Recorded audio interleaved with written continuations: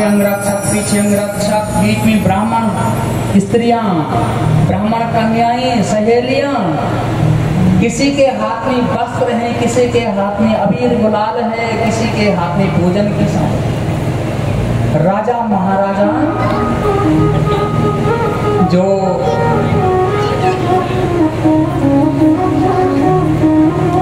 देखने के लिए आए थे, उसकी ओर से आए थे किसके? शिशुपाल के साथ जो बराती थे, शिशुपाल के।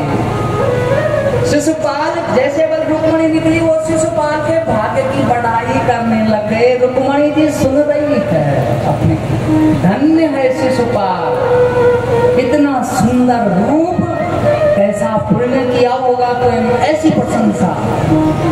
रुक्मणी जी हंस रही है, भाग्य तो किसी और का ही है। शिशुपाल तो रोके जाएगा, रोके खुश होके नहीं। बड़ी आगे मंदिर में पहुंची,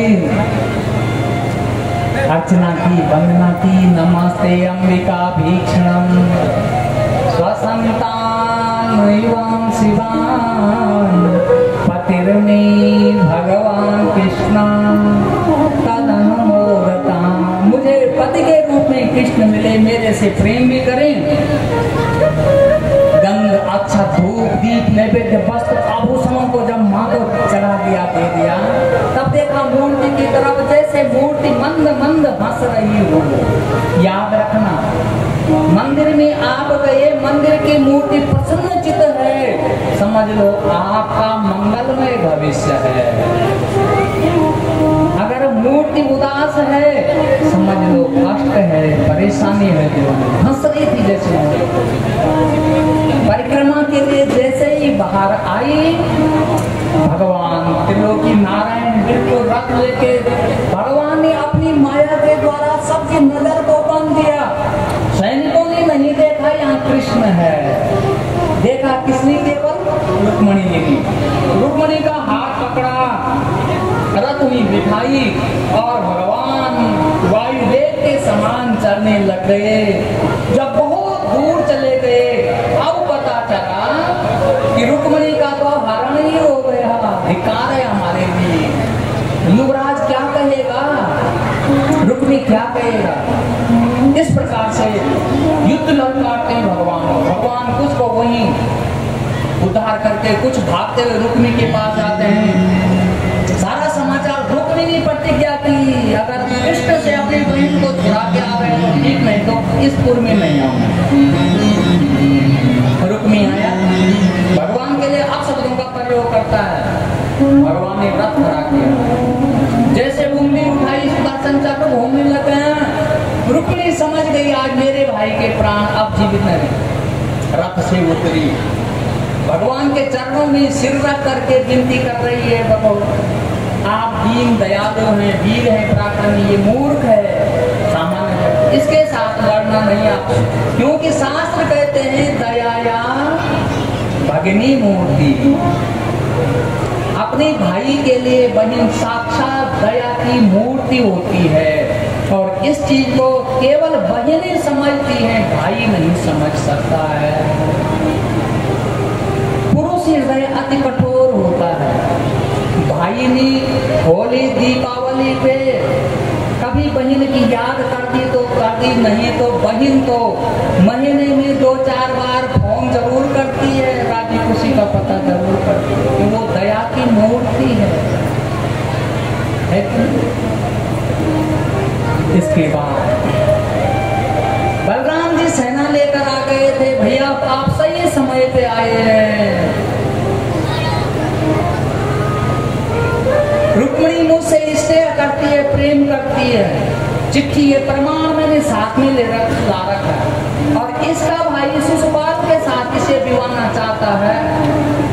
रुक्मिणी इसके प्राणों की भीख मांग रही है, क्या करूं?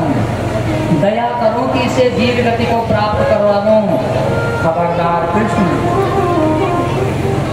अगर तू इसको मारता है तो रुक्मिणी को जीवन भर दुख रहेगा कि भगवान ने मुझे अपनाया पर मेरे भाई के प्राणों की बलि। इसका मुंडन करा देते हैं, अस्त्र शस्त्र छीनते हैं, धक्का देके कायर की तरह इसका निष्कासन करते हैं।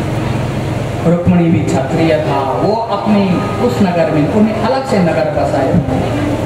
रुक्मिणी लेके भगवान द्वारिकाधीश पहुंचे द्वारिकापुरी में। कैसा उत्सव, कैसा स्वागत। आज नारायण और लक्ष्मी एक हो गए, साथ आ रहे हैं। ऐसी सजाई नगरी, दिव्य नगरी बना दी।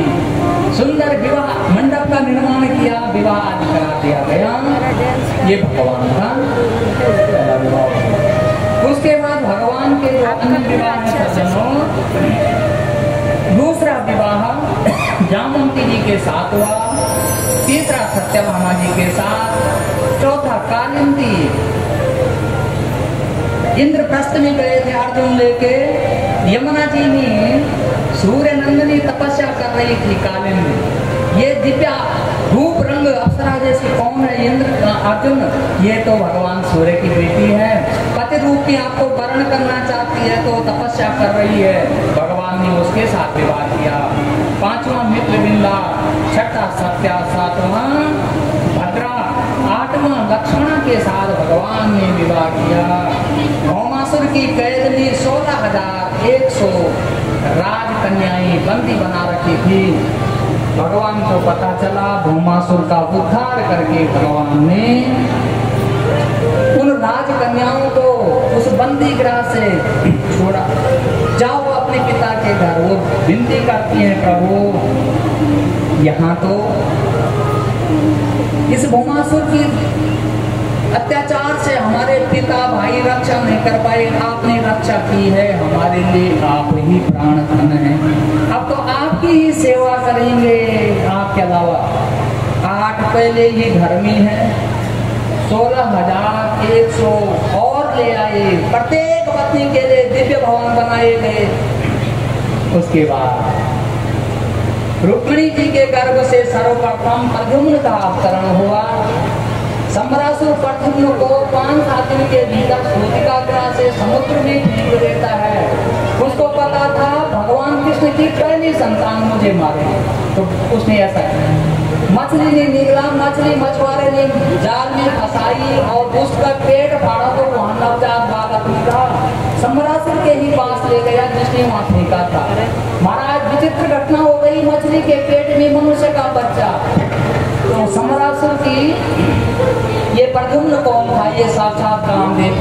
जब भगवान शंकर की तपस्या में कामदेव विघ्न कर रहा था, भगवान ने अपने तीसरी नेत्र खोल दिया, वो उसकी राख हो गई थी। तो उसकी पत्नी रति रो रही थी। अब संसार का सृजन निर्माण कैसे चलेगा प्रभु? लोग तुम सम्रासुर की रसोई में रहना, वहाँ काम करना, इस राख की कोठरी अपने पास रखना, वहाँ तुझे तेरा पति मिलेगा। सम्रासुर ने वो नवजात बालक उसके पास दे दिया। वो मायावती नाम से नाम बदल के रह रही थी, है तो रति। उसने ऐसी दवाई तैयार कर रखी थी, औषधि उसने खिलाई उस बच्चे को। वो 16 साल का नवयुवक हो गया। वो उसकी तरफ देख रहा है, रति की तरफ। रति ने कहा, प्रभु क्या नहीं पहचान रहे हैं आप? बहुत समय बाद मिलन हुआ, आपके शरीर को नष्ट भगवान शंकर ने, ये पोटली पे आपकी राख है परमात्मा, ये सम्रासुर आपको मारना चाहता है, इसका उद्धार करो और द्वारिकापुरी में जाओ। सारी द्वारिकापुरी में लोग दुखी हैं, कहाँ गया था? उसका उद्धार किया, पत्नी को लेके आया। प्रद्युम्न भगवान के बाद और उस रति से अनिरुद्ध भगवान हुए हैं। और अनिरुद्ध भगवान को सज्जनों, एक दिन हमारे गढ़वाल का राजा था बाणासुर, और बाणासुर की बेटी थी उषा, और उषा ने सज्जनों, उषा और बाणासुर का जो मंत्री था कुम्भांड, उसकी बेटी के लिए एक नया भवन बनवा रखा था। दोनों उस भवन में रहते। एक दिन बाणासुर की बेटी उषा ने भगवान श्री कृष्णचंद्र के नाती अनिरुद्ध को रात्रि में स्वप्न में देखा है। स्वप्न टूटा, अर्ध स्वप्न, दीवारों पे ढूंढ रही है, देख रही है। जिस तो मैंने स्वप्न में जिसका दर्शन किया वो गया तो गया था, वो चित्रलेखा देख रही है उसको रात्रि में क्या हो गया, तूने कोई सांप देखा, भालू देखा, बिच्छू देखा, शेर देखा, कोई राक्षस देखा, तू भयभीत हो रखी है। दोनों सखियों की वार्ता हो गई। बोला कुछ नहीं देखा, एक सुंदर नव यौवनशाली पुरुष को मैंने स्वप्न में देखा है। जब तक प्रत्यक्ष उसका दर्शन नहीं करूंगी तब तक चैन नहीं आएगा। उसको समझाती है, उसको चित्रलेखा उसको समझाती है। तो पागल हो गई है क्या, कहाँ स्वप्न की बात कर रही। देखो स्वप्न भी अवस्था के अनुसार, व्यवस्था के अनुसार स्वप्न दृष्टिगत होते हैं।